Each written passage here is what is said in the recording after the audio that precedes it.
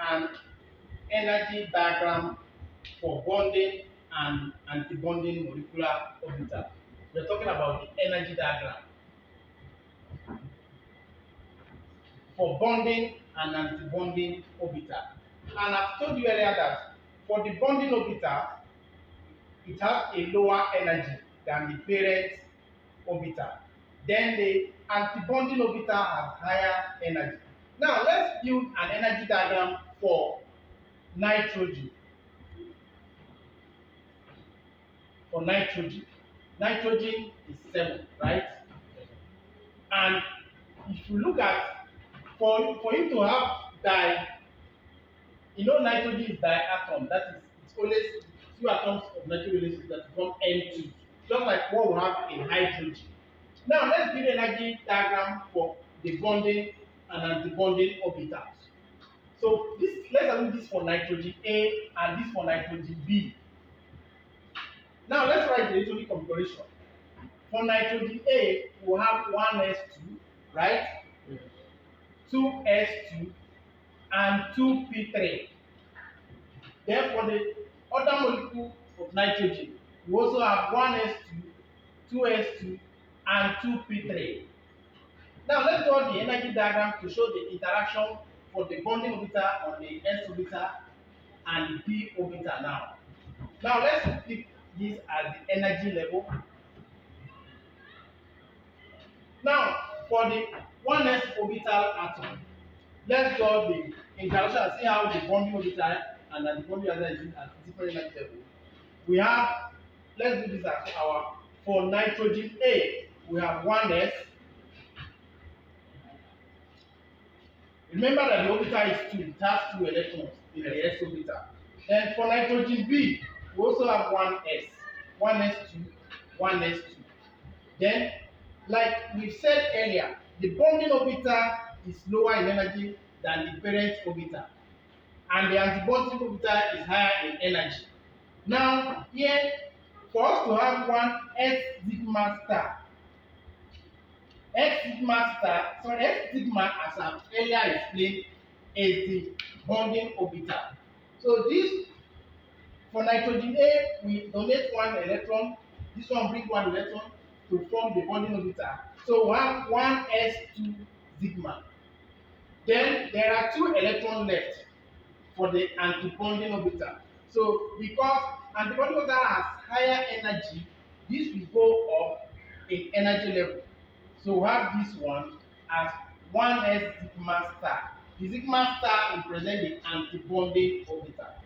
So we have successfully built bonding orbital and bonding orbital for the s orbital, 1s orbital for nitrogen, 2 atoms of nitrogen coming together to form a molecule of nitrogen. Then let's build for 2s orbital.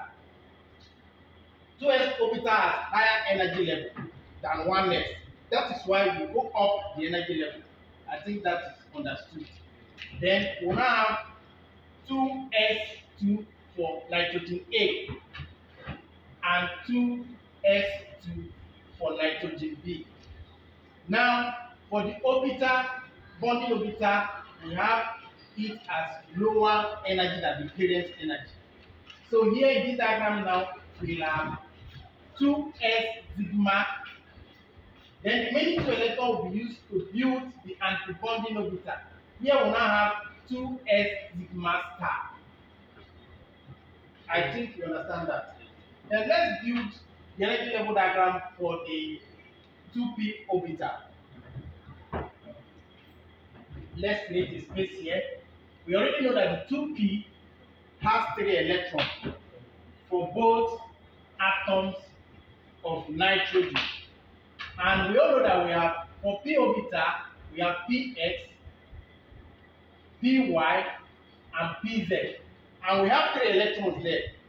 1, 2, 3. Then for the other molecule of nitrogen, we also have p3. That's px, py, and pz. Then we have 1 electron distributed.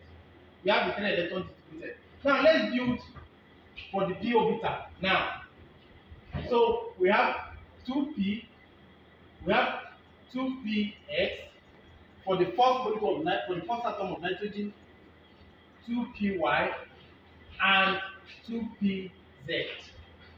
Okay? For the other atom of nitrogen, we also have 2px, 2py, and 2pz. Now let's see how they form bonding and antibonding orbital. Here, this one has 1, this one has 1. So what they will do is that they will bring it here to form 2px pi. Is it pi star? It's pi. But if it's antibonding to become pi star. Then for y orbital, this will also bring its own down. We have this here.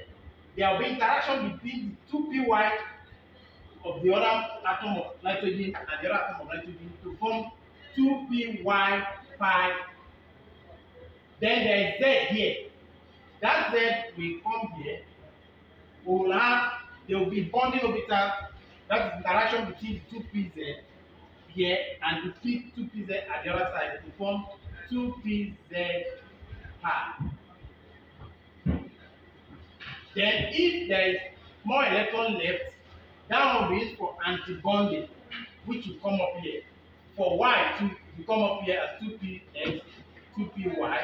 Then if there is another atom left for Z, it will have come here to form the antibonding star. That is antibonding orbital, which will now be 2πx.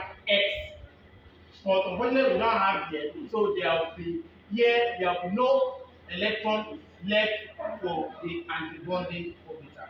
That is how they draw an energy diagram for bonding and antibonding molecular orbitals. Thank you.